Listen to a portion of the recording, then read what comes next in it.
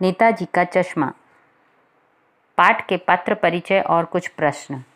पाठ के मुख्य पात्र। हालदार साहब। हालदार साहब अत्यंत भावुक और संवेदनशील व्यक्ति हैं। पान वाले द्वारा एक देशभक्त का मजाक उड़ाया जाना उन्हें अच्छा नहीं लगा। वे सोचते हैं कि उस कौम का क्या होगा जो देश की खातिर घर गृहस्थी जवानी जिंदगी सब कुछ होम करने वालों पर भी हंसती है और अपने लिए बिकने के मौके ढूंढती है। उनमें कैप्टन चश्मे वाले के प्रति सहानुभूति तथा सम्मान की भावना है। जब अंतिम बार उन्होंने मूर्ति पर सरकंडे से बना छोटा सा चश्मा रखा हुआ देखा, जैसे बच्चे बना लेते हैं, तो उनकी आंखें सजल हो गई। दूसरा, कैप्टन चश्मे वाला। कैप्टन चश्मे वाला एक बूढ़ा मरियल सा लंगड़ा आदमी था जो फेरी लगा लगा कर चश्मे बेचता था। उसके सिर पर गांधी टोपी होती थी और आंखों पर काला चश्मा। वह अपने एक हाथ में छोटी सी संदूकची पकड़े रहता था और दूसरे हाथ में एक बांस पर टंगे चश्मे। लोग उसे कैप्टन कहते थे, पर वह किसी फौज का कैप्टन नहीं था। वह अत्यंत निर्धन था। उसकी अपनी कोई दुकान भी नहीं थी, पर उसमें नेताजी के प्रति सम्मान की भावना अवश्य थी। इसलिए उसे यह बर्दाश्त नहीं हुआ कि नेताजी की मूर्ति बिना चश्मे की रहे।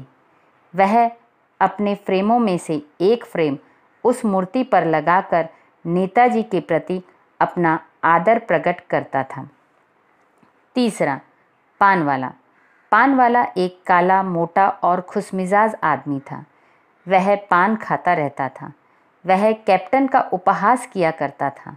हालदार साहब के यह पूछने पर कि क्या कैप्टन चश्मे वाला नेताजी का साथी है या आज़ाद हिंद फौज का भूतपूर्व सिपाही, तो पान वाले ने कैप्टन चश्मे वाले का उपहास करते हुए कहा था, नहीं साहब, वो लंगड़ा क्या जाएगा फौज में, पागल है पागल। ऐसी बातें सुनकर ऐसा प्रतीत होता है कि पान वाले में देश के प्रति देशभक्ति की भावना निहित नहीं थी।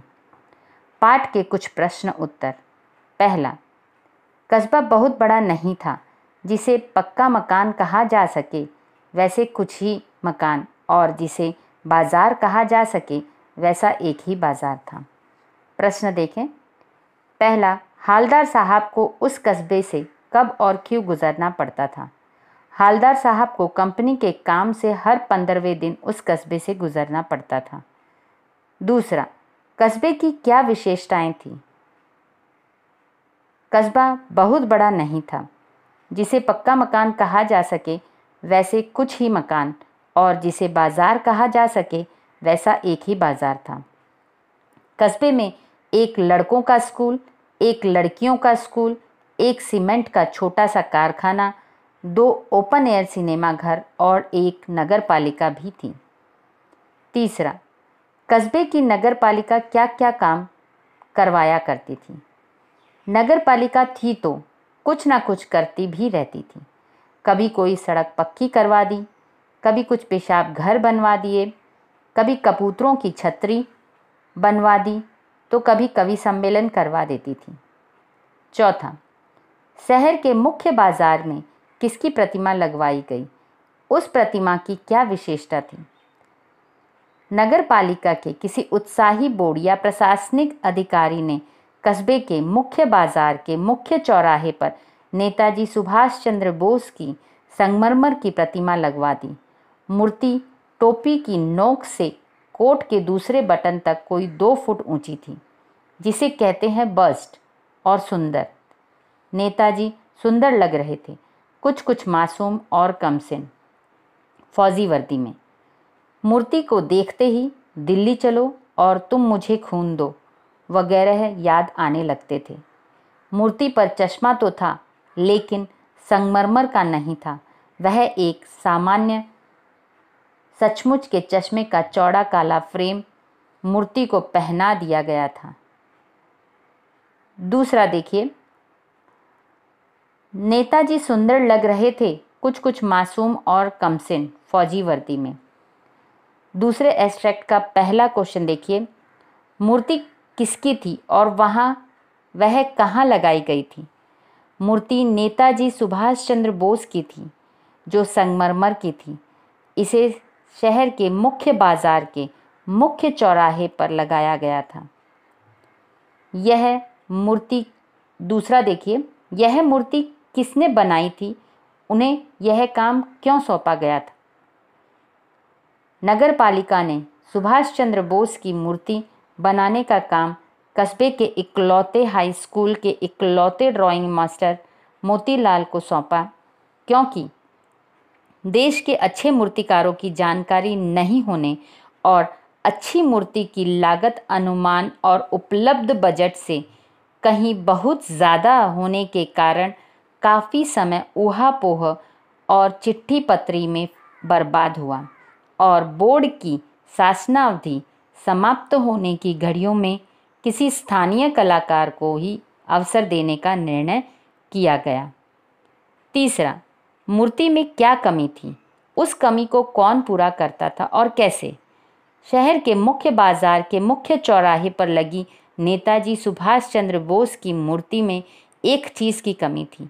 नेताजी की आंखों पर चश्मा नहीं था, अर्थात चश्मा संगमरमर का नहीं था। एक सामान्य और सचमुच के चश्मे का चौड़ा काला फ्रेम मूर्ति को पहना दिया गया था।